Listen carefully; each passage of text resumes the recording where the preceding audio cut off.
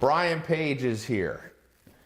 Brian Page is the world's leading authority on how to scale an Airbnb business. He's the founder of the B&B Formula and author of How to Become Financially Independent on Airbnb. You and I have worked together in a course that I have too, so I've known Brian here for a while. He's a lifestyle entrepreneur, business coach, a multi-million-dollar brand builder, and host of the Digital Titans podcast. Behind the scenes, he's partnered with more mega thought leaders than anyone in his industry, like myself. Am I considered a thought leader? I think so. Okay, thank you. He's here to share how he launched a successful Airbnb business and how he's helped people in 38 countries to do the same. Brian, good having you here. Thanks, good to be here. You're the master. Let's talk about property hacking. 3 ways that you hacked your way to $300,000 a year income, and how you're teaching your students. You've got what, one that's at $1 million a year? Couple. Yeah. Okay, so, you know, growing up, I always thought real estate investing was something I saw on TV. I didn't grow up with rich parents, and I want to hear a little about your story too, but I always thought real estate was complicated. In the past 500 years, anywhere in the world, you had to buy the property for the most part. Mm-hmm. Airbnb and some other websites have changed the game, but they're not teaching this in school. Definitely not. So for anybody watching, like, we're now going to teach you what they should be teaching in junior high, high school, and college. But they're not going to, by the way. The system's not geared for that. So let's give people 3 things. Here's my goal from this. People are listening, people are watching. A lot of people are going to see this. I posted, I don't know if you saw, about 2 weeks ago, I was in London, and I posted this article that I read about a guy who made, what was it? It's like 27 million or something. 15 million 2 years ago, and I think he's gone up. Yeah. Just doing Airbnb properties and property hacking in London. Yep. So I got a huge response. I posted on my Instagram, and people were like, how do you do it? So I posted on IGTV, and I gave people like a 5-minute synopsis. But I brought you here because you can give people like the complete breakdown. You've written a book on it. Yep. You're kind of known as like the guy around Airbnb and property hacking. So let's start with this. You've done it yourself, because a teacher has to do to be a good teacher. Like, the best basketball coaches aren't just coaches, they like played in the league, right? Phil Jackson, Pat Riley, all this. So you played in the league. You've got, what, about 12 properties that you still do that make you about 300 grand. Still doing it, But now you've begun teaching people, just because some people are good at teaching and you like it, right? You're a little bit like me. It's fun to teach and explain. And now your students are surpassing you. What's the best story of a student surpassing you? How long did it take them? I got so many stories. Okay, one of the ones that comes to mind is this young kid. He's 18 years old, lives in Chicago. And he went through my training, and he started getting properties in Chicago. He actually moved there because it was such a good city to do short-term rentals. Okay. I think he's from Florida or something.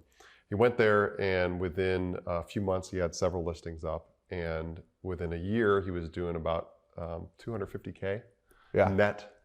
And now he's got a hedge fund. So he's making $20,000 a month. Yeah, $20,000 a month with properties he doesn't own. He doesn't own any of these properties. Yeah. And now he has a hedge fund that approached him and said, we want to invest into what you're doing so you can get more properties in Chicago. So now he has access to a couple $1 million. Yeah. And he's expanding, and he's like 18 years old. So I love that story. And I have quite a few students that are doing well over 6 figures. For you, did you start out with good credit? Did you start out with a lot of cash in your bank account, or how did it work for you? Well, for me, Airbnb was always a side hustle. It was, most people see it that way. It's like something you do with a spare room, make a few $100 or $1,000 a month. Did you have a room that you did. just rented out? Well, I was a real estate investor for many, many years. Okay. Right out of college, I got into real estate investing. I was a flipper, and I flipped over 100 properties and was doing that. And I was doing well up until the big crash. So in 2008, crash, lost all my property. So you looked amazing in 2006, 2007. I looked good. You were like the smartest person on the block. Then 2008 hit, and boom. 20-something millionaire, doing well. And then the bottom dropped out. I couldn't sell a single property. I was building a multi-million-dollar house on the beach in North Carolina. A spec home. I was going to make $1 million on that one home if it had sold, but that was, I just finished installing the pool right before the big crash happened. So nobody wanted the house. I tried to sell it for what I had into it, couldn't sell it. I couldn't rent it because nobody was going on vacation in 08. If you remember how bad it was. Oh, yeah. So I was hemorrhaging money and it was all a mess. So I basically came out of that whole real estate crash with no property. And of course my credit was So you were a decimated. millionaire in your 20s. Millionaire in 20s. And then down to not a millionaire anymore. I was a negative millionaire. Negative millionaire. I don't tell this story very often, but I owed 1.2 million to the IRS. Wow. Now I don't now, but I got a bill from the IRS for $1.2 million. And you didn't have the money. I didn't have the money. So I was a negative millionaire. So the guy on the street was $1 million richer than me that was penniless. Yeah, homeless person. Homeless person. I was like, you're lucky because you don't owe any money. Yeah. So that's where I was, and so I was just doing Airbnb in a two-bedroom apartment where I lived, and was making enough money. So you would sleep in one room, and in the other room you'd rent out. Yeah, you can rent a bed in the same room, which is kind of creepy that Airbnb still allows that. They allow that? You that? can do a bed, not a room, but a bed. Can you see the picture of the person before you say yes to this? So you put like contingent. If you look like serial killer, you cannot sleep in my room. How hard up are you if you have to stay in someone's room on their spare bed? But not the same bed, probably. I don't know. I don't know. Some people on Bed Airbnb. share. Who knows? You can get bunk beds. Man, talk about creepy. Like stepbrothers. Talk about creepy. It's like there's a random dude sleeping above you. But you get the top Now the bunk. question is, which one did you take, the top or the bottom? If he's a bedwetter, you definitely want the top. All right, so we digress. Rabbit hole. Yeah. All right, so I had my spare room on Airbnb. I thought I was going to make $500-600 a month. I ended up making enough to pay for the whole apartment and all my utilities. Yeah. So I was working 50 hours a week. So that's at a my good job. thing for people watching and listening. That's is you can apartment hacking. start with just your own if you got an extra bedroom. Yeah. Yeah. Don't go get an average place. Go get a really nice place in your city and Yep. take the spare room, put it on Airbnb, and you can live for free. Yeah. So that's the first step towards financial independence for me, was living free again. And I started feeling like, oh, this is what I used to experience as a real estate investor. I had cash flow. Yeah. And so that was working out great. And I didn't really know what to do beyond that. I was like, I knew I want more properties, but I didn't know how to go about it. And so fate intervened. I was on a flight for work, sat down next to this guy who was very wealthy. He buys, he's an early stage investor into crypto companies, and he buys and sells companies, super wealthy guy. And he asked all these questions about what I was doing. And I had no idea why this guy was so interested in me. It was nothing special. I wasn't doing anything special. But when we were done with the conversation, he's like, Brian, if you got a bunch of these properties, you can do really well. And I said, well, yeah, duh. But I can't buy these properties. I don't want to put 20% down. How do I do that? I mean, I don't get what you're saying. He's like, no, you don't need to buy properties. You just need to control properties. And you can control them through leases. Right. You can control them through partnering with owners. And if you can control them, you can scale this thing. And that one idea, now keep in mind, this was years ago. Nobody was teaching this online. There were no YouTube videos. There was nothing about how to scale an Airbnb business. And so I went home, immediately got my first listing. And then from there, one listing every month and scaled it. You build it up to 12. You built yourself $20,000, $30,000 a month. Basically passive. Totally income. passive. Yeah, I automated everything so I could work a couple hours a week. I automated all the day-to-day management. So you pulled off the 4-hour work week. Yeah, the 3-hour work week. 3-hour work week using Airbnb. It's like 5-minute abs. I'm gonna one up them. I'm gonna do the 3-hour work. 3-hour. Why would you want to do 4-hour 4 hours work is week old. if you could do That's 2.5? so 2008. Yeah. So okay, so you got this. So I wrote down a series of questions because everybody wants to know, like, okay, this sounds great, but let's face it, we live in a skeptical world. Sure. When I posted on my IGTV, somebody wrote, because I wrote about this guy that had 80 properties or 200 properties, and he's making 15 million. And the guy's like, oh, that's easy. I just get 200 properties. And then, so people feel overwhelmed. First of all, you don't have to do 200 properties. No. But let's just walk through. Let's just say, let's go back to when I was like, growing up. I had no money, lived in a mobile home, 19, 20 years old. What would be the first thing you would teach me? What would I do for, let's actually, you have an actual course where you mentor and teach people. Let's pull back the curtain. Sure. Because that's a paid course, and this is a free podcast and a free video. let's actually like teach people what you teach. Obviously, your course is how long? It's like how many hours of training? It's a lot. It's a comprehensive 10, 20, 30 70 hours. video course. Yeah. So we're not going to be able to do like a 10-hour training, but let's try to like give people so that people who don't get in your course even could just do this on their own. Okay. What? Yeah. Sorry, I'm getting. Okay. Here we go. So let's pull back the curtain. You have a paid training program where you mentor people, but this is a free podcast, free video. I want people to feel like they actually learned how to do it on this video. So you've got 70 video training program and all that. Let's pull back the curtain. Pretend I'm 19 years old, just like I was. I lived in a mobile home, just had moved out, didn't have any money. What would you teach me about how I can basically, because kind of your formula is you pay $1,000 and you make $3,000. So you're like tripling your money. Yeah.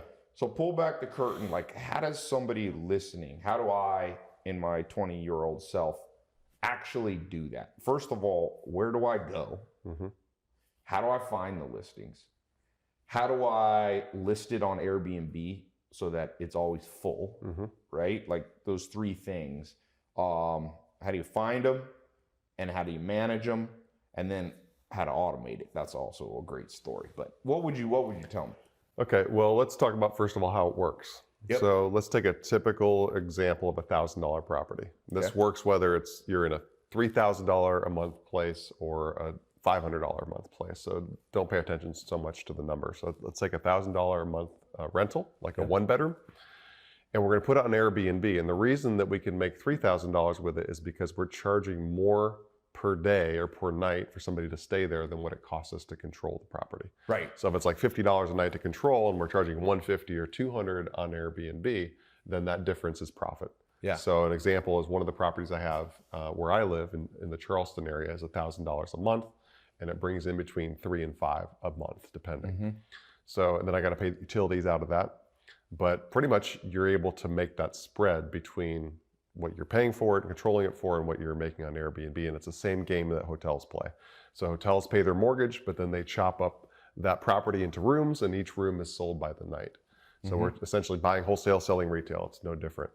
So that's what we're doing. And there's a couple different ways to do that. You can control the property through a lease where you get the owner to sign on and get permission from them. Is that the best case scenario? I love that because you don't give the owner any of the profits. The agreement I have with owners is I keep all the profit and I just pay them what they're asking for. So they're already looking for a renter and I'm the renter. So you basically find properties that are for rent. Already for rent, already on the market. Yep. On the market. And they're actively looking. Where do you look to find them? Okay, there's a lot of places. I look online. Craigslist, surprisingly, is still a great place to look. Local papers. I drive through neighborhoods. Signs in yards for rent signs are great places. I thought you were going to say you do drive-bys. I do drive-bys. I kill one way to control property. Give me these homes. You kill the owner, and then you get it for free. Yeah, no, driving through neighborhoods is good because you're trying to get to the owner, not the property manager. And usually an owner will put a handwritten sign in the front yard so you know, oh, that's the owner. Okay. So I drive neighborhoods. Local real estate investing associations are great because people there generally own a bunch of properties. So you can get one, which leads into many properties.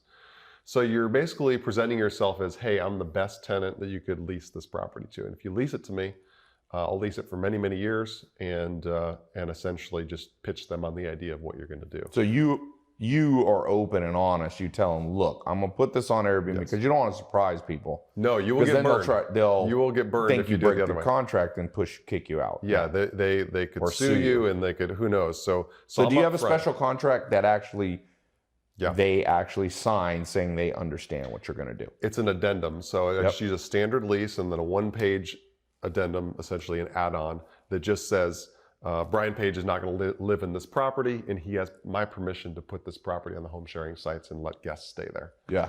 And so once they sign those two documents, then I'm good to go.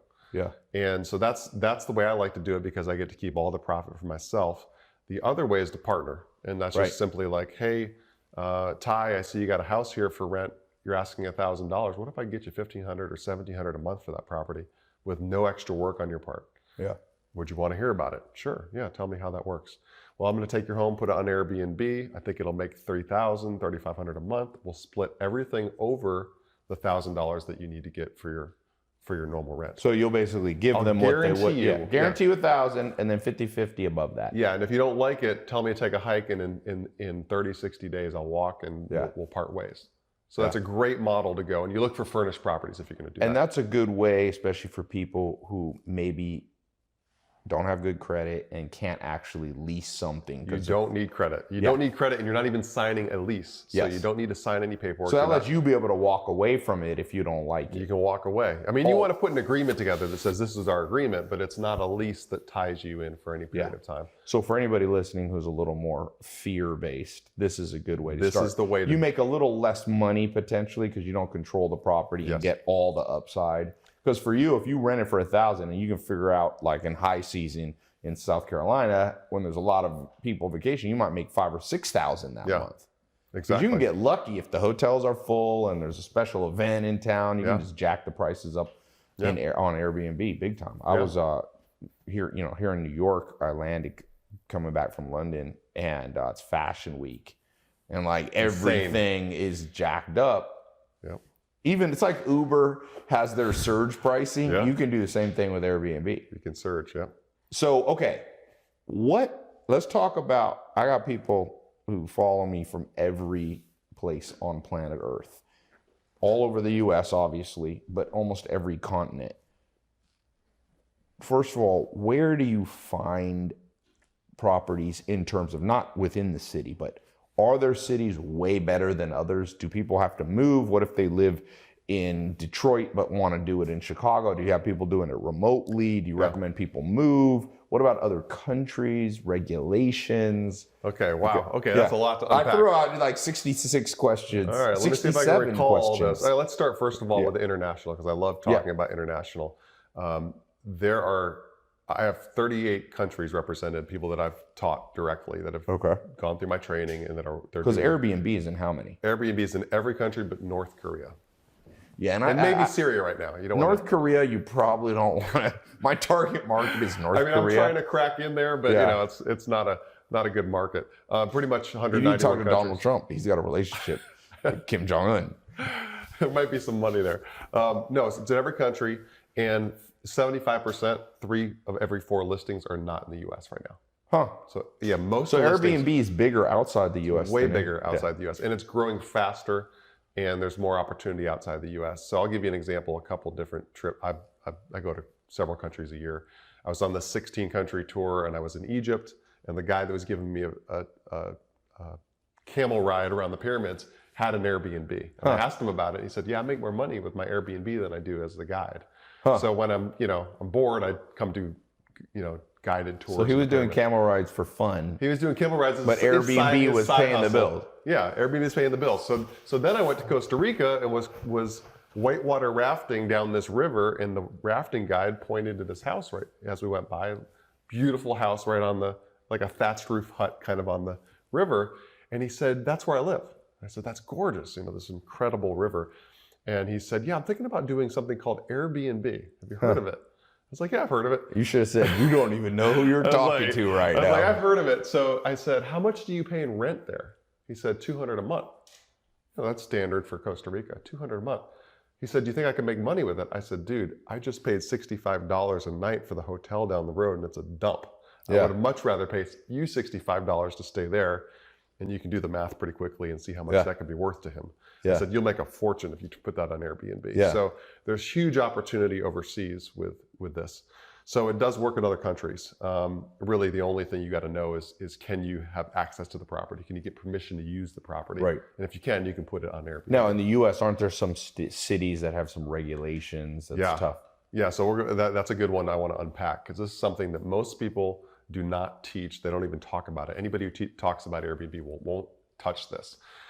So we spent a lot of time doing research on what's going on with regulations right now, because Airbnb is a huge disruptor, just like Uber. They were fighting it in Vegas. They wouldn't allow Uber in certain cities. And then Uber started winning all these cities. Well, Airbnb is disrupting not only the real estate industry, it's disrupting hotels. And the cities that have the most powerful hotel unions and hotel brands, like New York City, for example, let's see, San Francisco, Yep. big cities like that. It's very difficult to do Airbnb in those cities. Yes. And so I spent a significant sum of money with a research firm to go through 2,000 cities in the US. We researched every city over 30,000 people and whether or not home sharing is allowed or not allowed. Yeah. We found 92% of them allow home sharing. Huh. So 8% are what I call red cities. Yep. Now that doesn't mean you can't do Airbnb if you live in those cities. You just simply have to go to the surrounding metro areas. Yeah, like if you're in San Francisco, you can go out. I've got students in San Francisco that are killing it. Or something like that, or yeah. Yeah, Atlanta proper, but you can go to any of the towns around Atlanta.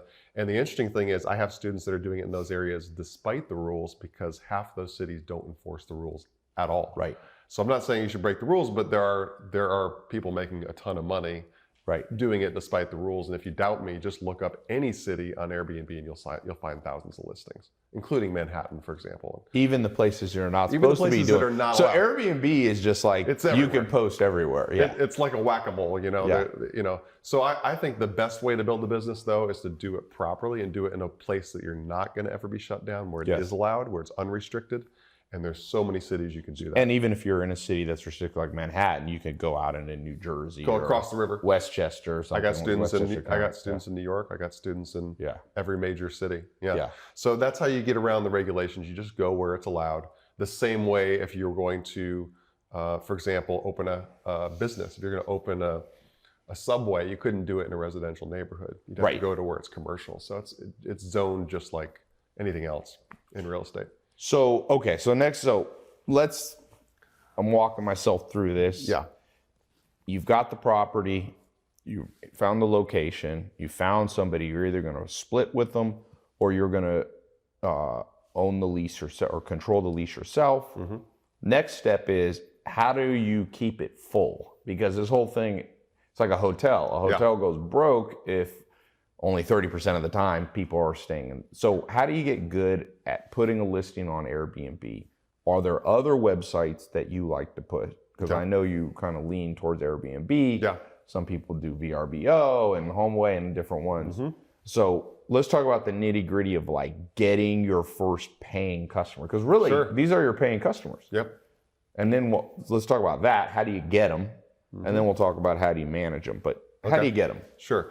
Well, Airbnb is by far the largest platform. Okay. I have used VRBO. I do like VRBO for high-end luxury properties and for truly vacation rentals. Most people think Airbnb is vacation rentals, and that's not true. Vacation rentals is a whole other thing. So if you're at the beach and you're renting a big house on the beach, that's a vacation rental. Right. If you're in a Des Moines and you're renting a 2-bedroom condo, that's not a vacation rental. Yeah. So Des Moines, you mean Des Moines not a great place to vacation? It's not a hot spot in the world. I got a lot of haters now in Des Moines. Sorry. Where should we go for summer break? Don't go to Des Moines. Miami? Des Moines. Yeah, don't go there. No, that's a city that I've never been there, so it's probably a lovely city. There's certain cities you forget actually exist in America. Yeah. Des Moines, it's like, have you ever met somebody? Where are you from? Des Moines. Des Moines.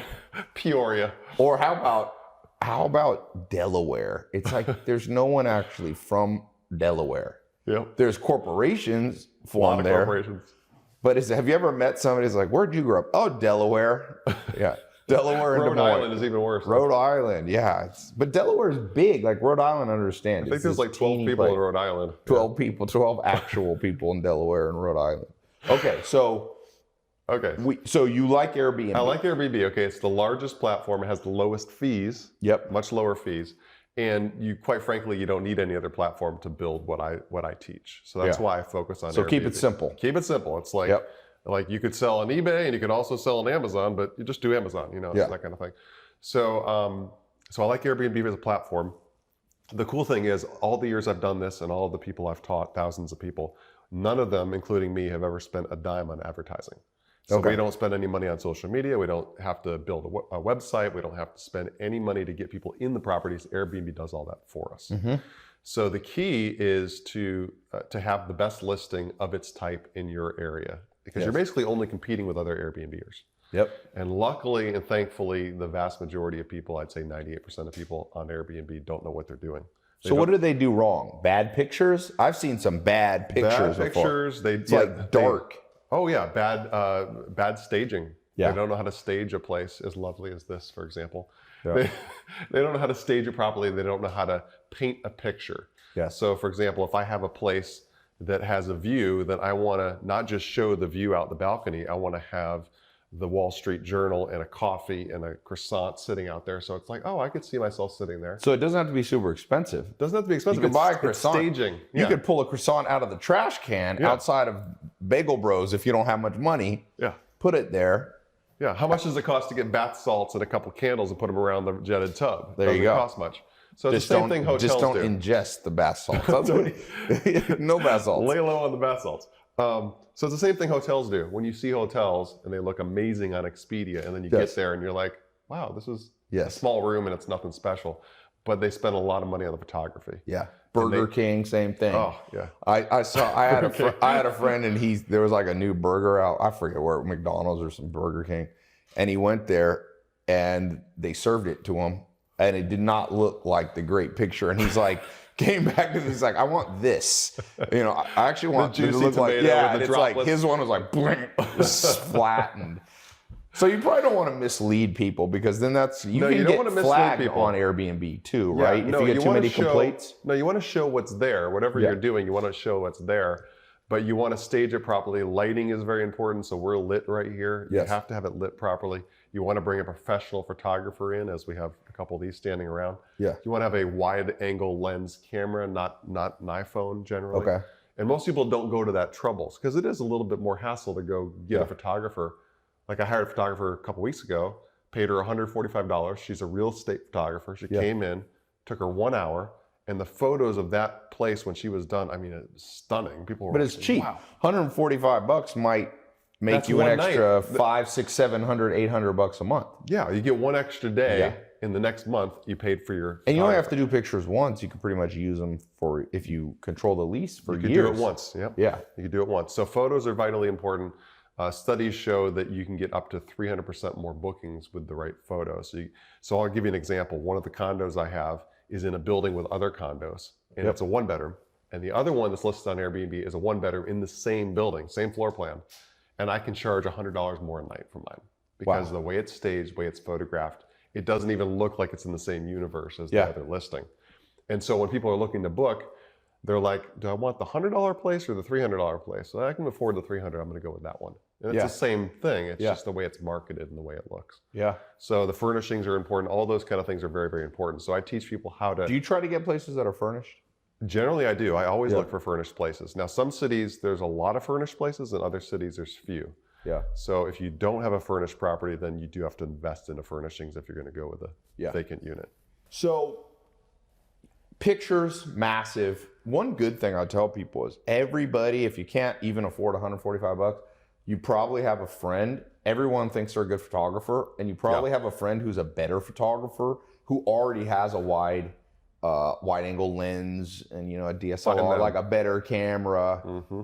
So so you come in, you light it, maybe bring some lights. I mean, you can get cheap lights. Yeah. Believe it or not, sometimes we have these little panel lights you can use, and you can just bring a friend with you to stand like a tripod, like a, you know, say, hold this up and let's light this thing. It's not just lighting, it's simple things. Like I've seen photos of places where all the blinds are closed. Yeah. So every window should be wide open. In fact, I pull the blinds all the way up. Every light should be turned on. If you take a photograph of a bedroom and both of those lamps are off, that's not as inviting as having the lamps on.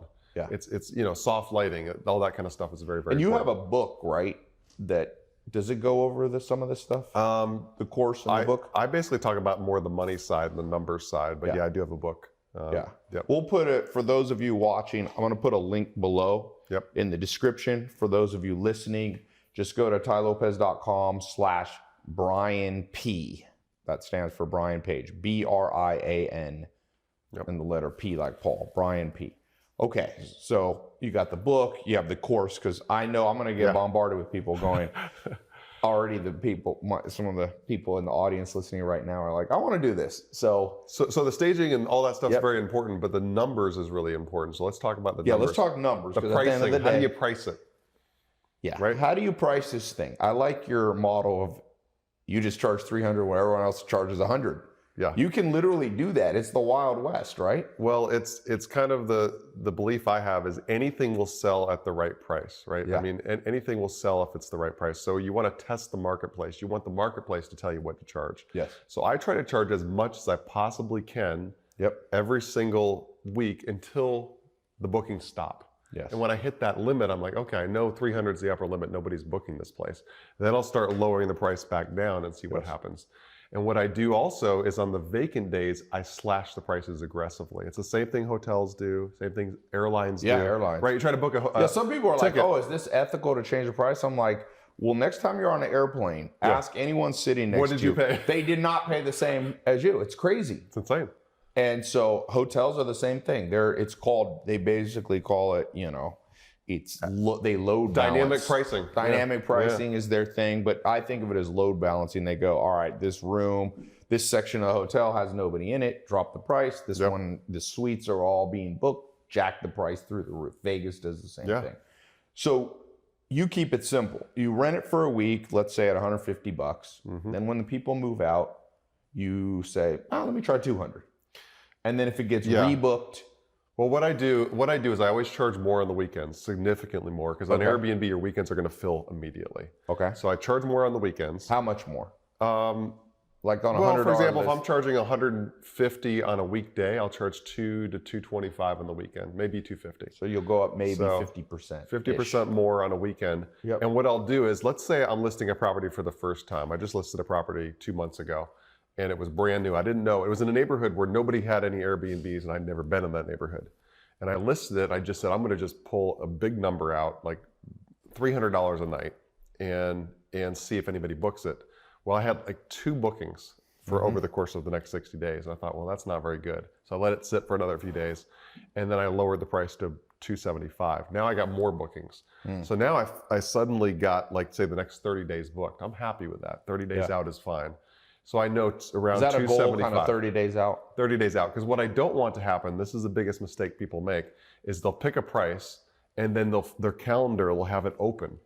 And then suddenly all the weekends get booked out for 4 months. Yes. And they're like, I'm so excited. I'm like, that's not a good thing, because you probably underpriced those weekends if they booked out that fast. And also, sometimes you're going to lose out on the weekday. Someone just took the cream, they took the dessert, and you're left with the vegetables trying to sell the vegetables. Exactly. Yeah. Exactly. So the weekdays are going to fill not as fast. And so let's say the weekdays start filling up at $150 a night. And then I have this 10 days on my calendar that I can't fill. Well, most people would just let that go and they lose that money. But what I'll do is I'll cut the price even further. So if I charge $100 a night on a unit that I'm getting as much as $300 for or $275 for, I will have gained another $1,000 a month on that. Yeah. So you can charge less and make more. Yeah. It doesn't matter what you charge, it only matters what you bring in. And any vacancy you have, you're making $0 that day. Yeah, hotels, like in the hotel business, I have friends in the hotel business, all they're tracking, their key metric is occupancy rate. And they're trying to stay up in the 90s and things like that, because you start getting down in the 60s and 70s, that's the break-even point. Yeah. You're just making back your costs. You're not making a penny. Well, the average right now, according to AirDNA, which is a data research company, is around 63% of days will get booked. Which isn't good. Which isn't good. Now, my students are up in the 80s on average, and I'm up in the 90s plus for most of my listings. Yeah. So that's all. Because really the profit is like probably starts kicking in around 60s. You can 70s, still be profitable 80s. There, yes. But you're not wildly profitable. You're not wildly. That's like making $800 a month on a small 1-bedroom unit versus making $1,800 a month or $2,000 a month. Yeah. Yep. Or more. So we've gone into where to look for properties, how to list them, how the heck do you manage all these people, and ideally automate it, because you've got 12 properties. You guys said you're looking at what, another 15, 16, 17? Looking at a package of 17. So you don't want to go crazy, because obviously when you're managing the Airbnb, people are annoying. They're like, I can't get in the room. Where's the key? Yeah. It's dirty. Blah, blah. I mean, I can imagine all of a sudden you're almost like babysitting people. So how do you manage that in a scalable way that also life is not just about making money. It's also making money with a good quality of life. Of course. So what's the automation secrets? Okay, so when you have 1 or 2 listings on Airbnb, it's It's cute, it's fun, it's easy to manage. When you start getting 5, 6, 10, 15 listings, it gets to be a lot of work. And Yes. essentially what you're doing is you're running a hotel, but it's a distributed hotel. So instead of rooms all in one place where it's easy to manage, you've got rooms all over the city or in multiple cities, multiple states. You're trying to manage all these things. And that tends to be a job. So you have people that are messaging you. They're first of all, they're reaching out to you to say, hey, will you take a discount on these days? Or will you allow me to book? Or can I bring my Shih Tzu with me? Or, all kinds of random stuff they'll reach out to you about. And so you got to accept or deny their bookings and their requests. Then when they come stay in the place, they're going to have questions, like where do I go to find a cool restaurant? Or what's the address again? How do I get in? Where's the key? All that kind of stuff. So when you do that multiplied by, let's say 8 guests checking in out of 8 properties every single day, it ends up being a lot of work, just the messaging itself. Now you have to coordinate the cleaners. So the cleaning crew has to come in and they got to be coordinated. And then what if something breaks? Who's going to take care of that? Who's going to fix something if it breaks? So all these things have to be managed. Or if they trash it, or if they trash it. Well, it hasn't happened. Knock on fabric, but but that's good. So nobody's trashing. No, I've had messy guests. In fact, I don't think I've ever heard of a student that said, look, somebody destroyed my property. Airbnb have an insurance policy they helping do. you? So that's nice. They have a $1 million host protection insurance where they'll pay out. But I recommend going a step beyond that and getting actual insurance. It's very inexpensive. Privately. Yeah, you get short-term rental insurance. On each property that you're controlling. And you make the owner the beneficiary, so they're protected. Right. So if somebody accidentally the whole place burns down, place on fire. It's fire. paid for. Yeah. I have a property that I had in La Jolla, California. This was an Airbnb. Yeah. And my property manager, who's a friend of mine, Joey, he came and he said, listen, Ty, they were just diagnosed with cancer, the husband. They can't pay the rent. So he said, we're going to have to evict them. They haven't paid the rent. And I said, you know what? Let's be nice. They asked for a little more time. I gave them a little time. Gave him time. I ended up giving him the whole summer. I could have rented it out. And finally, we're like, listen, it's been 3 months, August, you're going to have to get out. They trashed the whole place, spray painted. What's the saying? No good deed goes unpunished. I was going, no one else in America will just give you 3 months summer in La Jolla. It's a nice area. Yeah. So I'm glad that with Airbnb, I wonder if people feel more accountable. It's a mentality. Yeah. It's a mentality of ownership versus non-ownership, because a tenant feels like they own the property, even though they don't. They're like, this is my space. Yep. I got a year here. I got forever here. And a guest doesn't feel that way when they're staying for 2 days. They're Plus, just like, Airbnb probably has their credit card. Airbnb has a credit card. I could see Airbnb going after people if they smash Well, they will, because you can charge a deposit. So I can request a $500 hold on a credit card. Okay. And that hold's not released until 2 days later or 3 days later. Do you do that? Oh, I do. Yeah. So occasionally I do it. If I'm going to allow pets, I'll do a pet hold or a deposit on that if there's any damages. Somebody's like, can I bring my grizzly bear? You're yeah. So there, you can do a deposit. $5,000. Yep. Okay. So that's a good little side tip. So what else? Okay. So how do you automate all the phone calls, all the maid services, all this stuff? Because people listening, I know my followers and listeners, they want to scale this thing up and at least make 10 grand a month. Yeah, right? Of course. And that way they can quit their 9-to-5 job. So that was my goal. That was your goal. That was my goal when I started out. That's a good goal. I mean, $10,000 a month. Put it this way, the average doctor in America, believe it or not, makes $120,000 a year.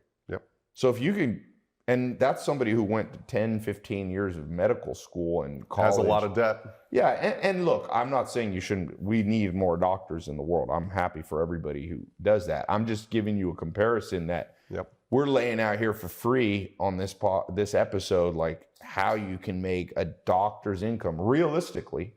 Yeah. And you've had people build this in less than a year, right? Less than a year. Actually, let's break it down. $100,000 divided by 12 is roughly $8,333. Yes. You could do that with 4 properties at a little over 2. So you only need 4 properties. You could do it, well, let's say you made less than $2,000 a property. You could do that with 6 properties. I've had students that have done it with 2 where they're making $4,000 and $4,000 per month net. So we're not talking a lot of properties to do this. Yeah. To get to 6 figures if that's your goal. But you want to scale it even more than that, I would hope, once you start doing this. But what happens is you have all this management essentially. And I was so excited to quit my job. I quit after about the 5th listing. I quit my job. And I thought, okay, I got all the time in the world now. But then it started creeping back. This business started taking more of my time. So I started thinking, okay, how can I emulate the hotel industry? Everything I did was based on the hotel industry. I would look at what they're doing and try to do the same thing. And I said, well, you know, hotels have a front desk. I don't have a front desk. And I need a front desk manager. I need somebody. So what can I do? Well, I could create a virtual front desk. How would I do that?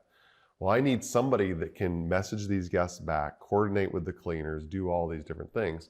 And I started looking around and I found out there were actually services that do this. They'll take like 5% of your income on Airbnb and then they'll manage it all.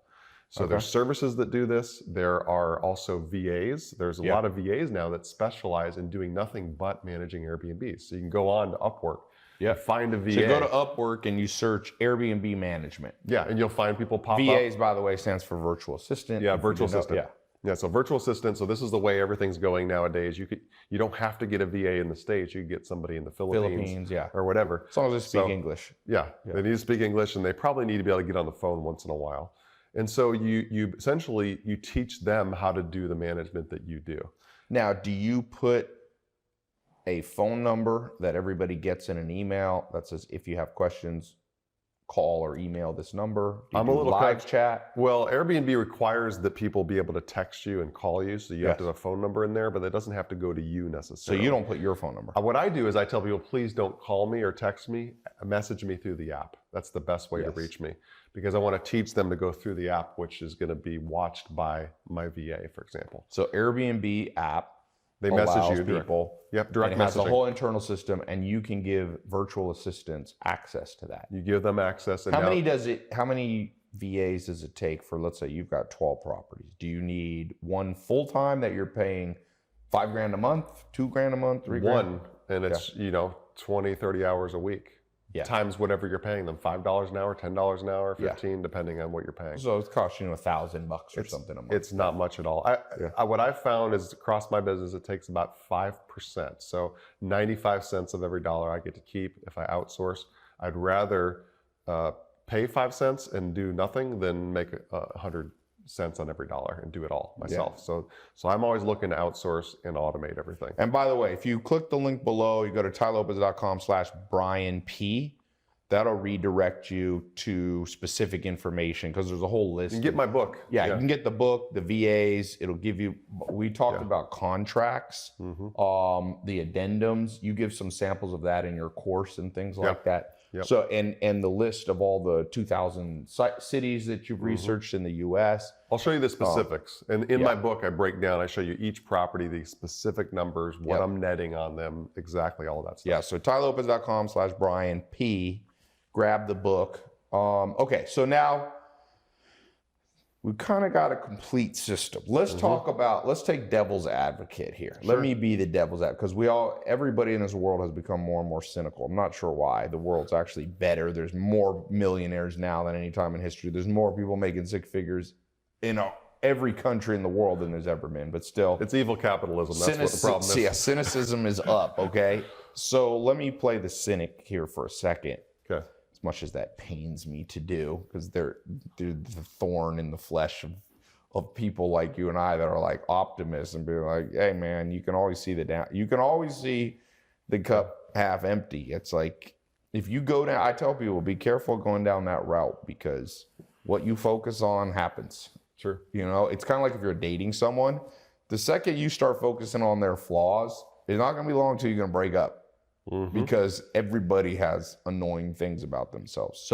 And the biggest limitation is belief. It's not opportunity. Because look at this. Belief. This is like Airbnb. This is the most legit thing. It's one of the largest, fastest growing companies in U.S. history. You're using a platform that is in no way a scam, but people are still going to think this is a scam. So, of course, devil's advocate.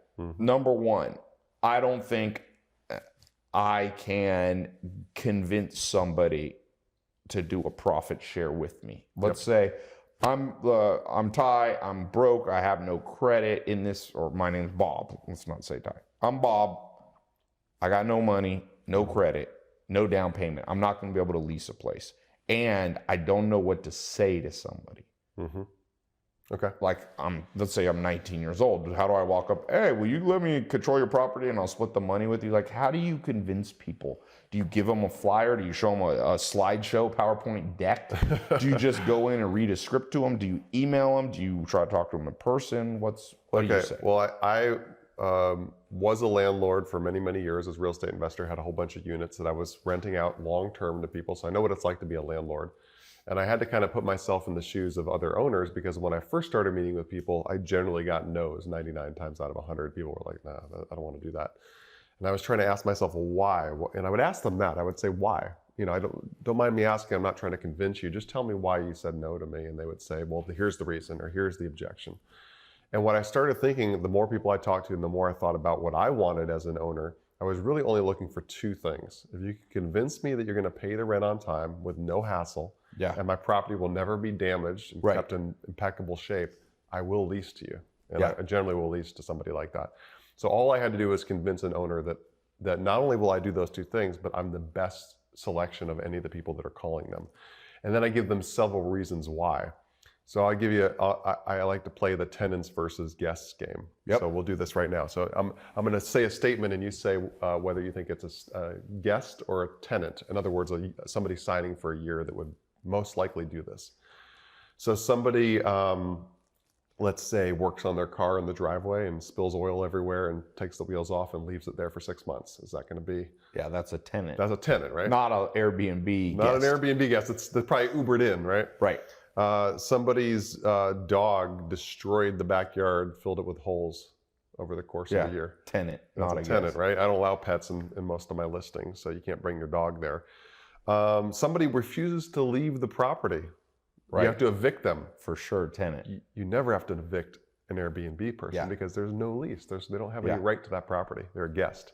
Yeah, so nobody says, hey, I've been here 2 days. Yeah, you got to evict me now. The police will put them right out. You got to evict me now, So that doesn't happen. And then let's say somebody starts modifying the property. They start painting the interior weird colors. They start, removing things, changing things about the house without permission of the owner. Yeah, that's all. Put a satellite dish on the roof. That happens all the time.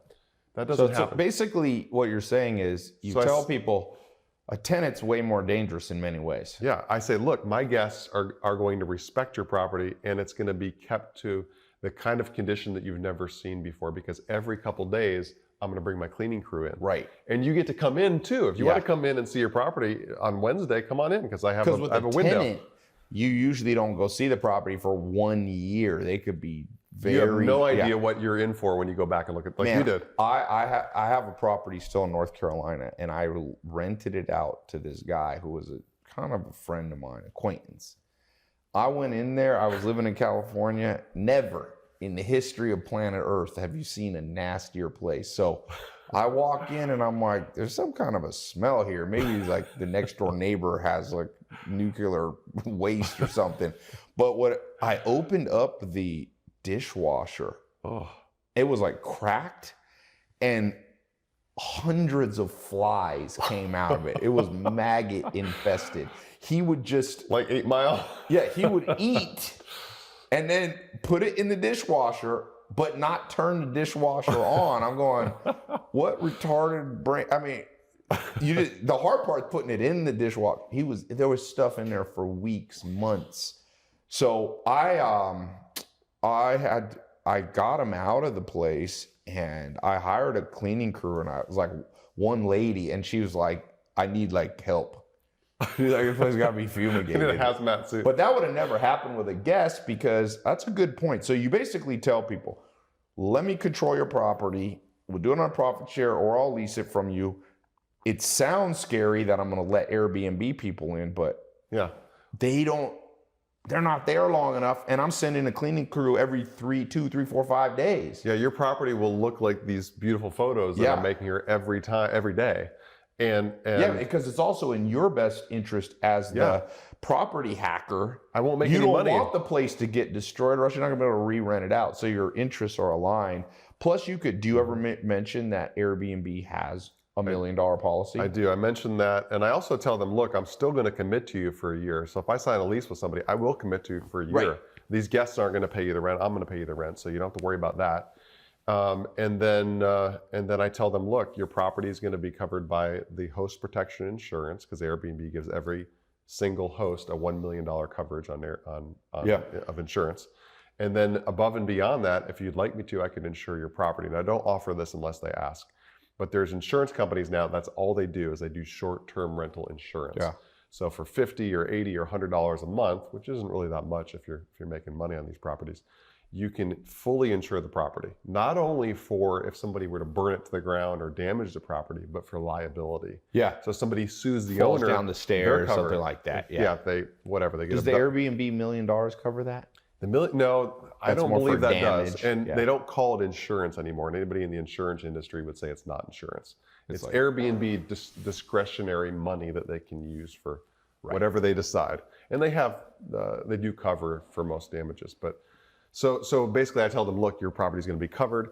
And then I would ask them a question like, when was the last time a tenant told you that they would insure your property with their own, pay for it themselves, have it professionally cleaned 2 or 3 times a week, and I'll also take care of the minor maintenance. Yep. So I'll tell them that too. So you'll offer that. So I'll offer that. I'll say anything under $100, I'll cover. So if the toilet gets clogged, I'll never call you. If something small breaks, whatever, won't call you for those things. I'll take care of them. Yeah. Now, why would I do that? Because I know I'm going to make money on that property. If I'm making $2,000 a month on a property, what is it? What's the big deal if every few months something breaks and I got to pay somebody to go over there and fix it? So you tell them major stuff they're going to have Major to stuff they still cover. Yeah, I'm not going to repair. The roof caves in or something. Yeah. Roof leak, air conditioner doesn't work, they're going to cover. Yeah. So, exactly. okay, so that's a good So answer. I walk through those things. So by the time I'm done, if they're just willing to hear me out, they're like, wow, okay, that is interesting. I got to consider this. And even if they don't do it at that point, then I might say to them, hey, I'll pay you a little bit more money. Yeah. You're asking $1,000. What if I gave you $1,200? And that'll usually cinch the deal. But I don't really care if 4 out of 5 people say no to me, because it's not a big deal to set up 5 appointments on a weekend on a Sunday, go look at 5 properties, and one person says, yeah, I'll do it. Yeah. It's just a numbers game. It's a numbers game. It's a numbers game. game. Do you ever approach people by email, or you prefer in person? I've found that it does not work, because remember, they've got all these emails coming in from truly prospective tenants that are like, hey, I want to see your property on Saturday. And then you're sending them something else that they're like, wait, I don't get it. So I don't ever like to pitch them over the phone or on email, only in person. And after I built rapport with them. Do you ever work with realtors? Find a realtor and say, look, every property you find me and get me in front of the landlord, I'll pay you. If they're my friend, I do. But most realtors don't get it. And they look at it as too difficult to explain to an owner. Right. And they don't want to do anything that it requires extra work on their part. Yeah. And they'll butcher it. They'll go to the client and they'll butcher, trying to explain to them. That's an opportunity, by the way, for people listening that are realtors.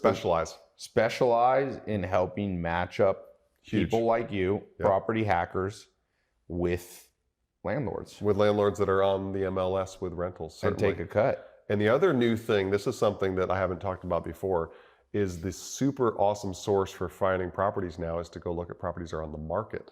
Yes, for sale. And offer to lease option them. There you go. Yeah, so, okay, I have a student, a guy who follows me named Tony. You might have met him, Tony Galina. And me and you teach in my home HSMC. sharing. Yeah, HSMC, home sharing management company program that I have on tailopez.com. And also Tony's one of the teachers. This is what he did. He went down to, I think, Destin, Florida, somewhere like a little vacation spot in Florida, not Miami. He bought a house, or he did a lease option for $300,000. You're going to pay it off in under 3 years. Nothing. Yeah. I mean, most landlords will buy a property if they can pay off using the rents in 10 years. He's going to do it. He says conservatively 3, maybe 2 years. My most recent property I purchased, I'll pay off in 2 years. Yeah. So you do a lease option. By the way, if you don't know what that is, you go into a property that's for sale. You say, listen, I'm not quite ready to buy, but I'll lease it. And a portion of my monthly rent, if I decide to buy, will be credited towards that. And you can generally decide on a price ahead of time. You decide ahead of time. So if the market goes up, sometimes you have to pay, I don't know if you're having to pay a little lease option premium. It depends on how motivated the person is. Yeah.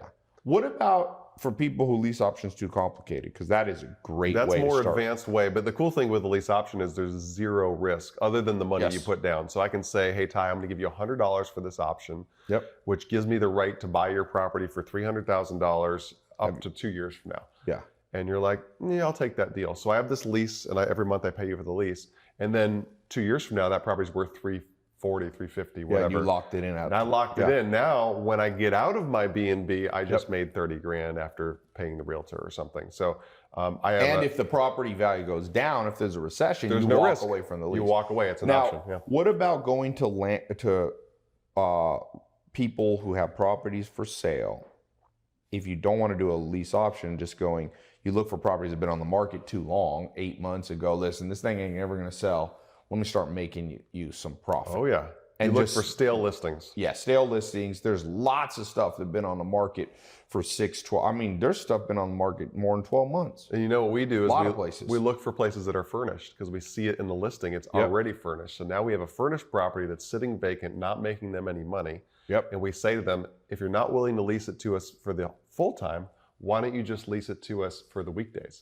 Yeah, because then on the weekends they do. That's what I was going to say. Open houses and are it's usually free money on Sunday. It's free money for them, free money for us. No long-term commitment. And you say, well, make sure it's cleaned. You just give us a 30-day notice, so we can. If we have bookings, we don't accept bookings more than 30 days out. Right. We cancel and then walk away. And usually, if they actually sell the property, things usually take more than 30 days. Usually, generally. You know. So that's a whole nother source of properties. So somebody asked me, don't you think there's enough? Are you running out of properties? Are there enough properties to do Airbnb with? And I said, there are millions of properties every day coming on the market, not only on the market for sale, but on the market for rent. And the only people getting hurt by this is the hotel industry. Yeah, the hotel industry is not happy. Because people ask, what's the catch? Like, Brian, Ty, if you're talking about this, one, why isn't everybody doing it? My answer to that is simple. People are sheep. They take a long time to catch things. Why doesn't anybody do anything? I remember the first time I tried to flip a house, I told my friends I'm going to make 35, 40 grand on my first flip. And they were like, if it's that easy, everybody would do it. Yeah. And I did it. And then that was my full-time job, was flipping houses. And I said, I just made 35 grand on my first flip. And they were shocked. But the reason not everybody does it is people just won't do it. I mean, people are the simple reason people lazy and procrastinate and don't have common sense. Yeah. The other reason is that people, if you understand psychology, there's something called commitment consistency bias. If you look at Sigmund Freud, he talked about the ego, the id, there's all these parts of our personality. And one of them is this story we tell about ourselves. So what happens is traditional real estate investors, they've built up their life. Their friends perceive them as like, I'm the guy who buys and flips properties. They watch the TV shows. They identify with that. When something new comes, people just blindly let it go by. I was reading the story about John D. Rockefeller, who became the richest man in the world. $600 billion in today's dollars. I mean, this guy had more money than Bill Gates, Jeff Bezos, Buffett. Everybody combined were like juniors to him. And what he did, oil came out. Okay, oil was found in Western Pennsylvania. But back then, nothing ran on oil. There was no cars, no airplanes, no plastic. So people lit their houses with whale oil. And there was kerosene. And kerosene was a byproduct of oil. So he started selling kerosene. Now, you would have think the whole world would have caught on, but no. People who already had their whale oil supplier. The big fat cats that are rich on whale oil. They knew it. They're like, well, it's been good enough for the last 20 years. I'm going to keep lighting my house with candles and whale oil. And John D. Rockefeller said, no, I've got something better, petroleum. Then there was steam engines. And he was like, well, let's do combustible engines are going to be more powerful. Henry Ford. People are still like, nah, horse and buggy and all that. So there's always a window for Rockefeller, there was a window from, let's say, after the Civil War, 1870 to early 1900s, 20, 30 years, where nobody saw the trend. Now, here's the good news and the bad news. You don't have 20 or 30 years to get on the Airbnb thing because people are getting more savvy. Because we're still early in the wave because Airbnb is about but 5 years from now, it's not going to be as easy. Everybody's going to be doing this. Yeah, Airbnb is about 10 years old. It's really only gained its huge momentum in the last 5 years, I would say. And it's still growing rapidly. Even, I would say even now. Maybe even less. I would say only in the last year, consistently have my friends gone, I'm not going to get a hotel. I'm going to get an Airbnb. A year or two ago, you go to London. The awareness is widespread, but if you ask 10 people, have you stayed in an Airbnb, the numbers are still very, very low. There is a book everyone should read called Crossing the Chasm. It's a very famous book. They make you read it in business school. Even though I didn't go to business school. My friends who went to business school told me. And there's early adopters, but most people are pragmatists, and they will only do something when 2 or 3 of their friends have done it. The laggards, as they call them. Yeah. So basically, the average person hasn't done Airbnb yet, but they have 2 or 3 friends who have. So right now, literally. And those friends probably have a room on Airbnb, which is not the same thing that I'm teaching. The same. It's not what I'm teaching. But 1999, 2019, 2020, that's your window to do this. Maybe 2021, because you can come in, landlords are wide open.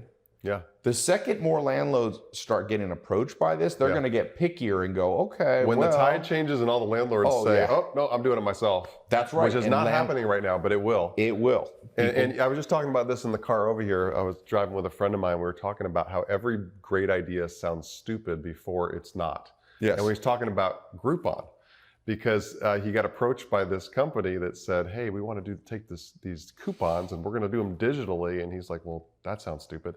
It ended up becoming Groupon. Yeah. And I said, well, that's the same with Uber. Like getting a stranger's car and pay them money. Yep. Airbnb, go in a stranger's house and pay them money. That all sounds stupid until it became part of the culture. One of my mentors, Alan Nation, used to tell me, Tai, if you tell your next door neighbor your idea and they like it, it's too late. Too late. You want people going, and that's not innovative. Yeah. Can't be. Yeah. It needs to be a little weird. Sometimes I say stuff and people are like, Tai, that's just weird. And this is how you shut down anybody who calls you weird. Just say, well, it's kind of like Albert Einstein said. The thing about smart people is they sound weird to dumb people. I'm telling you, that shuts people up instantly. First of all, that's like a backhanded slap. And then insult. people go, are you calling me dumb? I'm like, no, I didn't say anything. Einstein it's called like a very you dumb. subtle insult. Can you argue it? So a lot of people see Airbnb and HSMC and what you're teaching, and they go, oh, that's a little too weird. I'm going to stick with traditional real estate investing. No problem. I mean, there's still money to be made in real estate investing, but think about this. Real estate investing all hinges on income at the end of the day. It's all cash flow. It's all cash flow. Even if you're flipping, it's still cash flow. So you got to ask yourself, how do I stay on the cutting edge? Because if you study the last 100 years of world history, who got the richest? It's always people on the cutting edge. Like I said, Rockefeller became the richest man basically of the last 1,000 years by seeing oil before everyone else. Carnegie became the second richest man by going, we're going to need steel to build railroads and to build everything now is steel. Your car is made out of steel. Elon Musk said, now let's take it a little further. We're going to need electric cars that recharge themselves without using fuel. And he looked like an idiot for many years. And now every major company is jumping in. I remember reading an article in 2009. It was like Wall Street Journal, and they were just laughing at this guy, Elon Musk. Well, space travel looks stupid. Now Jeff Bezos is going, we're going to have to all go to space one day because there are going to be too many people on planet Earth. Everything looks dumb. And I tell people, get in. You don't have to be the first. Actually, being the first is dangerous because some weird ideas are actually stupid. Yeah. Right? But this Airbnb thing, you can Google it. People magazine had an article on the guy in London who made $15 million in 2017. That's years ago. Yeah, well, the article that got me all jacked up and excited about this was in Forbes. It said the 75 people who make $1 million or more a year on Airbnb. And that article just 75. 75. And that was written in 2016. Wow. I still talk about it, but it was written in 2016. That number is now in the hundreds. Yeah. And I was like, how do you make $1 million on Airbnb? And it just caught my attention. I didn't sleep that night because that was where I first really started getting excited about it when I read that. And one of the things that you teach, you teach people a lot of different things, but a lot of the core theme I see across all the things that you teach is learning how to ride the coattails of these multi-billion-dollar companies. Yes. So for example, Amazon, you can make money on Amazon. Yep. You can make money on Facebook doing an agency. You can make money with Airbnb, and we don't have to create a company like that. We can simply find a way to make money inside that platform. Because Airbnb has invested literally billions in their website. So the cool thing about this is if you've been in the real estate game or haven't been, and you're like, I don't want to learn how to build a website. I don't want to learn how to do social media marketing. Yeah. You go, Airbnb has it all done for you. Literally, their site's not going to go down. It's backed by the best programmers. It's a redundant server. It's like all here ready for you to go. You've got legitimacy too. Yeah. Because that's the other thing. Imagine if there was no Airbnb and you just made your own website and you go, are you in Chicago? Want to stay in my 1-bedroom condo? Well, I've got people that approach me and said, hey, what do you think about this website I made? It's kind of like Airbnb. I was like, why? No. What are you doing? Yeah, and you sound a little bit like you're like serial killer. Hey, I've got this basement for rent. Bring your friend, and I'm gonna have to blindfold you when we walk down because I don't want you to see where. No, people aren't gonna do that. But Airbnb, people are just going. All you have to literally do if you've listened to this is take good pictures. Yeah. Light the thing up. Get a bagel. Eat half of it. Put the other half on a plate. Drink coffee. Like, and people are such procrastinators. I just go. Well, I think a lot of people that look at a lot of businesses think, I don't know if I could do that. And the thing about this is, if you can operate an app on your phone, it's the simplest app to operate.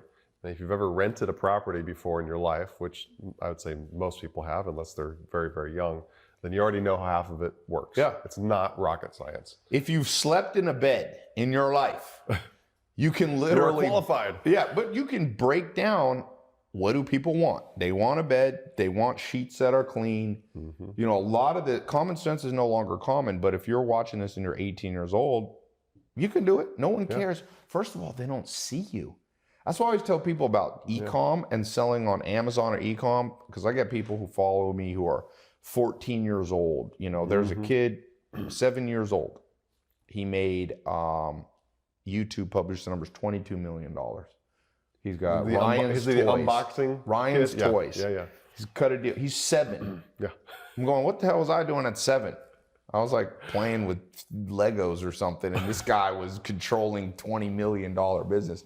But that's what's happening in the world. And so to be good at this business, you basically have to just reverse engineer psychology. Yeah. I'm in a new city. I want to stay somewhere. I'm going to go to Airbnb if I'm not a big fan of hotels, or often it's cheaper than hotels. Well, I get a 3-bedroom place for what I pay for a room. Yeah. So I type it in. What am I looking for? Because I was literally just looking on Airbnb because I moved to London part-time and I wanted to get Airbnb for my staff. And it was the same thing. I was looking through there and I was like... And you're scrolling fast, so you're looking at the first photo. Some people have like 2 photos on their thing. I'm going, how much harder is it to take 5 photos? Really? I'm like looking through it and I'm going, this person actually took their phone, took 2 and said, yeah, that's it. It's going to be way too hard to shoot 2 more. So by the way, how many pictures do you think you should take? Well, Airbnb does max out how many they'll allow you to take, but it's still quite a few. 8 or 10. I think they allow like 24 pictures. Yeah. So you want to put as many as you can. Yeah, you want to, and not just of the property. You want to take some of the what's around it. Exactly. Like what's the coolest bar nearby? Take a photo of it and tell them why they should go to that bar. What's the biggest attraction in your city? Tell them it's 3-minute walk. Yep. You know, those kind of things. And write a decent description that if it has a rooftop terrace, put that in. Yeah. If it's, you know, now Rick, who's doing the sound here, we got him an Airbnb. Remember when I went to the All-Star game in New Orleans a couple years ago? Rick, so don't do this. Rick gets there. Wasn't it a crack house or heroin? Close enough. He got an opium den from. It was literally he got there. But you know the good thing is Airbnb refunded it. Yeah, took care of it. And so people feel protected. Like I never stopped using Airbnb after that bad experience because they made it right. So you're riding the coattails of good customer service. Yeah. Are there any other websites that people should even remotely consider? VRBO. I mean, VRBO, but only for a very select part of the market. And I really believe that all you need to learn is Airbnb. Let's talk advanced then. Okay, sure. Luxury. All right. The big money. Because you and your business partner have gone, you know, it's like white belt. You got your white belt. White belt, black belt. You got your white belt, your brown belt. Yeah, black belt is like luxury stuff. My business partner was a student. Okay. He's a student who went through the program and went through your program. Went through my program. Yeah. Okay. So and then later on he told me the results, and I was quite jealous actually because he got his first luxury property. This was in Scottsdale, Arizona, and he did over 100,000 net from one property. One. Good thing is, you must be a good teacher because when the students pass the teacher, it's actually good. I'm proud of it. I mean, people ask when me Yoda gets beaten in by Luke. Did anyone ever beat Yoda? Luke Skywalker. Obi-Wan. And then, yes. Yeah. So I have students that have done way more than I have, and that's exciting. You said you got a few that are doing over $1 million net. I got one guy that I've consulted with. I don't think he went through my program, but he's doing like $2.5 million. Two of my students are approaching $1 million, and then I have countless people that are 100,000, 300,000. Are we talking net or gross? Net. I always talk about net numbers. Yeah. So 100, 200, 700,000, lots of those. So luxury properties. Once people get some, you don't recommend people start don't luxury. jump into luxury properties because you're talking about a luxury. First of all, a luxury homeowner is not going to be just like, sure, you know, they're going to take some extra convincing and some extra protection, and they're going to want you to guarantee that $8,000, $12,000 rent payment. So you got to be very careful going into that market, and I wouldn't recommend starting there. But there is a potential in the luxury market because most people don't know this. Most luxury properties in the U.S. are not lived in. Yeah. So I live in Charleston, South Carolina, and there's a place called South Abroad. Just magnificent southern mansions down there. And when you walk around down there, it's like a ghost town. The only people you see is other tourists walking around. And I asked somebody that one time. I said, why is there nobody living in here? And they said, oh, these are all second, third, fourth homes for people. Nobody lives here. Like 80% of these homes are just empty all the time. So you'll find that in other luxury markets like Scottsdale, Arizona, a lot of those properties are vacant. And they're sitting there not making any money for the owner. And the owner knows probably that they can make money on VRBO or Airbnb, but they don't want to be bothered with it. So you can approach them and do a deal with them where you partner with them or where you So you can either partner or do you can do the same thing. Do you think the economics, let's just talk about this. By the way, this is one of the things that Brian teaches in his advanced course. With what we taught you just in this, 1 hour or so conversation, you can actually go out and start. For those of you who want, I always say about 20% of people want help. If you want Brian's help, go to tailopez.com/Brian P, BRIANP. Click the link below if you're watching it. And it's going to redirect you to his book and also a place where you could potentially become one of his students where he'd walk you through this. It just depends on if you want to go faster and you want to potentially... It's safer. It's a little safer. It's always safer to go with I always pay for speed. I'm willing to pay money if I can go faster. And that's by leveraging expertise. And there's a lot of people, I see people going, oh, you don't need mentors, you don't need coaches. I go, well, if that's true, why does LeBron James have a coach? Best basketball athlete. Why did Michael Jordan have a coach? Most talented players in the game. Yeah. Why does Warren Buffett, who made $80 billion in the stock market and in the investing world, why did he work under Benjamin Graham for 4 years? Well, actually about 8 years. Warren Buffett has a very high IQ, and he didn't think he could do it on his own. But now we live in a very cocky world. So if you're one of those cocky people who are like, I don't need a mentor. By the way, this video was your mentor. But if you want advanced mentoring, tailopez.com/Brian P. And let's talk about this advanced market. Sure. Because you go into a property, let's say it's not super, I come from Manhattan in LA and London, you can get properties that are $150,000 a month. Don't start with $150,000 a month. Yeah. Those people will not let you put it on Airbnb. Yeah. But let's just say you find a $10,000 in Hollywood Lease, Hills yeah. right now. You can find, this is actually, for those of you who got a little more savvy, you go into Hollywood Hills is a great place now. I almost got one in West Hollywood. I have one. Yeah, well, you know whose I house? don't use Airbnb. You know whose house I almost got? Who? Neil Patel. There you go. I was sitting down with him and he said, I want to move out of my house. And what do you think it would make on Airbnb? And I started showing him the numbers and he didn't believe me. I was like, no, dude, you can make some money with this house. Because he wanted to move out of it and turn it into an Airbnb once he started talking to me. You can easily, so like, here's the math in my head. Tell me if I'm wrong. You can control a property, decent one, let's say for $10,000, $12,000 a month. Yep. Okay. Or even less, you know, 7,000, 8,000 is still good. But I'm saying like a nice, pretty nice one in a prime location. In a major city, yeah. You could definitely average $1,000 a night. And let's say you rent it out just 20 nights. Yeah. 20 nights, not even trying to go 100% occupancy. Averaging some nights doing it 700. That's average. 20 is 65%. Yeah. Yeah, 700 and some nights on the weekend 1,500. So you average 1,000. So you're gonna make 20 G's on a place that's 10 or 12. That's about 8,000 net. Yeah. After you take 5% for management. So I don't know of any real That's estate $100 deal grand. where you could literally do that in one move. You could do a 6-figure net cash flow that lasts for years One property. in one move.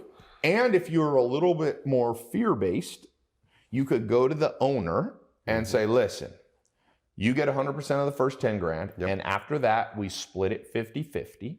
Yep. So let's say you get 20 and he gets the first 10 or she gets the first 10. You're making 5. Yep. That's $60,000 a year. The average American makes $51,000. The average household in America is making 51 grand. With one property that you don't own, if it gets destroyed, in that case, they're kind of your business partner. It's crazy. So we got we got properties in Arizona. We're looking at 17 luxury properties in Florida right now. Yeah, as a group. Florida's good. So we're working on Florida. But Miami's a little weird, but you can go outside of Miami. But here's the thing for everybody listening. I don't want you to get overwhelmed by the thought that you have to do that, because you can always start small. You can start with a studio or a one bedroom. Start with a room prove in your that own it works. place. Start with a room in your own place. Yeah. And then prove that it works, and then start moving up. And if you want to do a significant income like that with 4 or 5 or 6 properties, it's just as easy to do if you manage it properly. Yeah, that luxury one is for those of you more so who already have real estate experience and so on. Now, a couple of other things, little devil advocate things. What if people say, got it, I heard you, it all makes sense.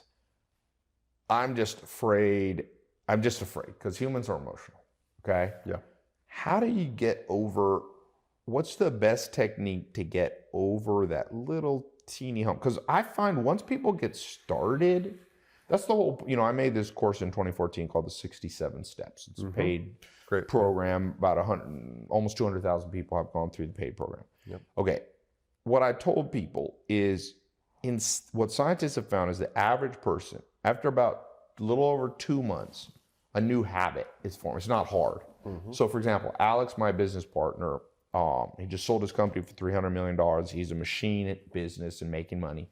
But health-wise, he moved down to LA because when we became business partners, and he was eating, I kid you not, 3 meals from Fat Burger, breakfast, lunch, and dinner, okay? I calculated he was eating 5,000 calories a day of junk food. He's not a big guy either. He's not like Arnold Schwarzenegger, 5,000. So I'm going, Alex, I think you're gonna die here. It's like you're like just cementing your arteries. So I said, come work out with me. He's like, working out, it's a waste of time. I could sit in front of my computer and make more money. I said, yeah, but just try it. It took me years. Finally, I got it. Once about 2 months of just taking small action. At first, I just said, come out when I'm in the gym and talk to me. Don't work out. So he came out the gym. He would bring his laptop. I'm in the gym. This is how I'm rewiring his brain. Okay, he doesn't like to admit this, but rewiring his brain that the gym is a happy place, so to speak. So he's making money. Then I resorted to different psychological tricks. I was working out, and you know when your biceps are pumped, they look a lot bigger. I said, Alex, come over here. And I took a tape measure, and I measured his arms, and he had 11.5-inch biceps. There was a girl there, and I measured, she had bigger arms than him. And I said, Alex, he's very competitive. I said, you just can't have this small woman stronger than you. And all of a sudden he's like, so next day I work out there. He doesn't have the habit yet, but it's about 2 weeks in. He grabs a weight, starts lifting. Next thing you know, he's a machine. He's the most, after 2 months, he works out like a robot now. And so I tell people, if you want to get in the Airbnb business, what's the minimum barrier to entry? Maybe stay in an Airbnb yourself. Next time you go somewhere, stay in one yourself. Stay in Airbnb. See the experience. Then the next one is like you said, get a little room. There's no commitment. Yeah, you could say, all right, this weekend I'm going to list my spare bedroom or someone else's spare bedroom. I got a uncle over here that's got a spare room, whatever, and just make a few $100 on the weekend and test it out. It's always the first dollar. It's like any business. Yes. The hardest hurdle is that first dollar. I tell people, make your first 100. Once you figure that, go up by one more zero, the first 1,000. Yep. Once you know how to consistently make your first 1,000, try for 10,000. Exactly. And then you can stop there. You can try to go to 100,000. Now, one cool thing about Airbnb, I don't know if you've explored this, but if you're afraid to rent out a room, there's all kind of the weird stuff. Like, you can do a tree house is one of the most in-demand things. So and lucrative. A parking lot. You can rent out your backyard for a tent. You can do an Airstream trailer or RV. Yeah. There's a lot of money in RVs because they don't cost anything to either rent or buy. You could buy an Airstream if you want to buy one for $5,000 and rent it for $150 a night. Or find everybody. Or rent it from somebody. Like, hey, somebody has your junky little. But have you seen this thing where like parking lots will like rent out and people put tents there for like a festival? Yeah. I don't know if Airbnb does spaces, do they? I thought they did like campgrounds. Stuff. They do boats. You can do yachts and boats. Yeah. That's possible. And then somebody did an igloo in New York City and then they removed it. But I thought that was kind of ingenious. Somebody was thinking. Did it melt? Is that what happened? No. The website said you can't do igloos. Oh. They had to write it in their policy. They had to go to their lawyers. What's our policy on igloos? Okay. But tree houses are literally in there. Are they still allowed? They're super lucrative. There's a book called The Airbnb Story. I think you reviewed it once. Yeah. The owners, Brian Chesky, said the most profitable thing you can do right now is go build a tree house. So grab some 2x4s, nail it to a tree, and be like, when people come, 2 boards, that's it. You thought you were getting a room? Here you go. Climb, my friend. It's a pillow on a board. Definitely get extra insurance. You got to go to the insurance people and be like, do you have treehouse insurance? Do you have falling insurance? Somebody break. Yeah, I don't know if I would do that one, but I like the idea of post on your social media, who has an extra room, want to make some money. Yeah. Everybody in this world is always broke. So if you go, who wants to make some money? Somebody will reply. Yeah. Number one thing that will get you replies is who wants some money? Yeah, my parents have a couple spare rooms. I don't, but if I was starting out from scratch and I didn't have a room, I'd just look to anybody that I know and say, look, let me put that room on there, just test it out. What do you do if people are psychos? For a long time, I was allowing people to stay in my spare room on Airbnb, so I met all types. Any horror stories? No horror stories. There were a couple weird people, but I didn't have anything like, I did lock my door at night a couple times. Here's my Rottweiler. I'll be here in my room with my pit bull. Just show them my gun collection before they go to sleep, No real bad stories, but, if you don't feel comfortable doing that, ask anybody if they've got rental property and say, hey, look, why don't we try this instead of what you're doing right now? Next time something comes vacant, let me put it on Airbnb. I guarantee if you ask people, somebody has rental property.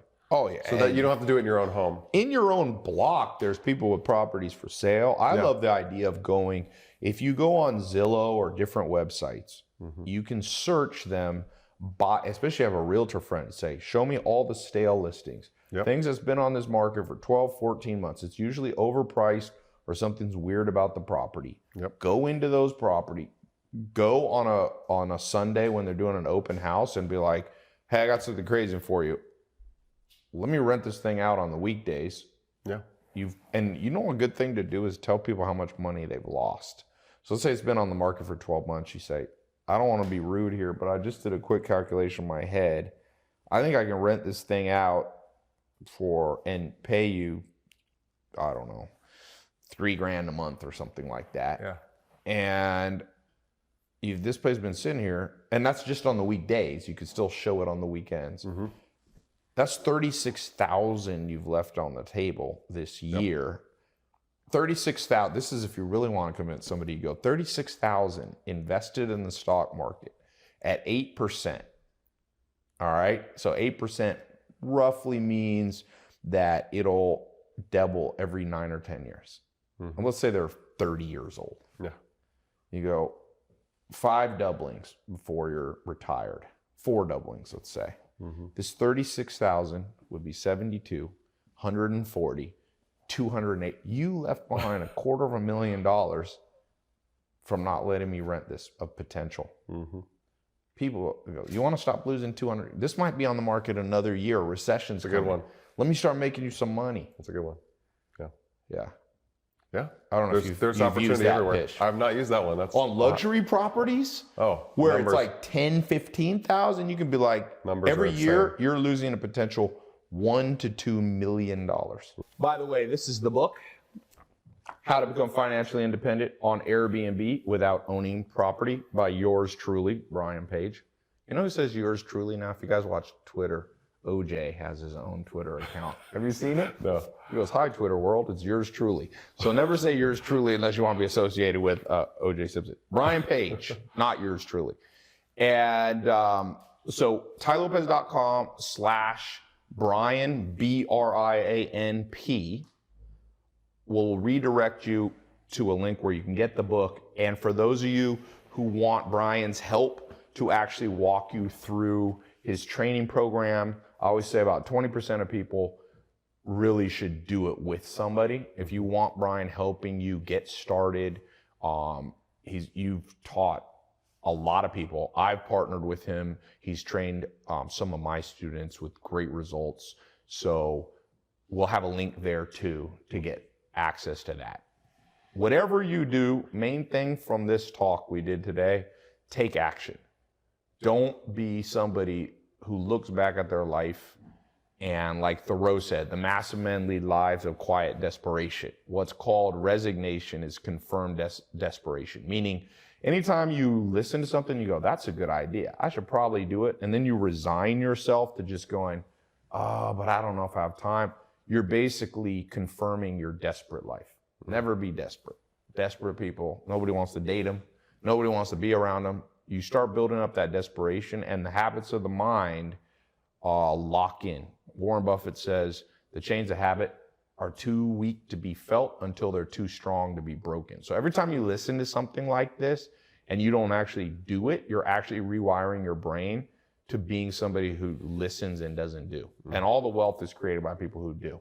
It's better actually to be sloppy but actually do stuff than to be a perfectionist and never get off the ground. I mean, this world, if you look at Facebook, was built, the youngest billionaire of our times is Mark Zuckerberg. He's worth over 60 billion in his 30s. He said, go so fast you break stuff. Mm-hmm. So I'll give you that advice from somebody worth $60 billion. Airbnb, go so fast things break a little bit. Like, it's okay if somebody wakes you up at 2 a.m. and says, the toilet's clogged. You'll look back one day, if you have no war stories, nobody respects you. It's kind of like UFC. I was at the UFC fight. Nate Diaz came back out of retirement. When you look at Nate Diaz's face, when you look at, Khabib or Conor McGregor, these guys have war scars. You believe that these guys have been in the trenches fighting. Don't be afraid and go, well, Tai, how can I do Airbnb and have no war stories? You want a war story. Yeah. There's nothing better. Like, people that don't respect me, there's people that will always respect you. There's people that don't respect me. When they actually meet me and they hear my story, they're like, wait a second, I respect you now because you have war stories. And so never pause because there's going to be a little bit of risk. If there's no risk, there ain't no money. This is how the game goes. Mm-hmm. Like they say in Las Vegas, scared money don't make money. The people who make money in Vegas put the money down on the table. They do calculated bets, not stupid ones. This is a very calculated bet. You've done it. Thousands of people have done it. And it just kind of makes sense. It's Airbnb. It's not how to start, a Ponzi scheme. Okay? So jump in. For sure, get the book. If you're going to do it on your own, at least get the book. I think everybody listening who this resonates with, get the book. TaiLopez.com/Brian P. or click the link below. If you need a little extra help beyond the book, sign up for the course. It's not that expensive. Last time I checked, I met this girl in New York and she's doing digital marketing degree, she told me. I said, oh, really? She didn't know that I have a background in marketing. She's like, ah. I said, okay, how much are you spending? Pace College, I think, in New York. She said, it's 30 grand and 4-year degree. I went, wow, you're going to devote 30 grand and 4 years of your life to learning for some professor who's never even done a Facebook ad himself. She goes, oh, no, it's 30 grand a year. I said, 120,000 to learn from ding dongs that never done it. Well, your course is not 120 grand. No. So the book is, I don't even know how much, but it's not expensive. Free plus shipping. Oh, free plus shipping. Yeah. And then the course is whatever it is, you get what you pay for. So for those of you who get this, jump in Brian's course, get the book at the minimum. Literally, you just pay the shipping costs. So, Brian. All right. Thanks for coming, man. Thank you, brother. Yeah. Appreciate it.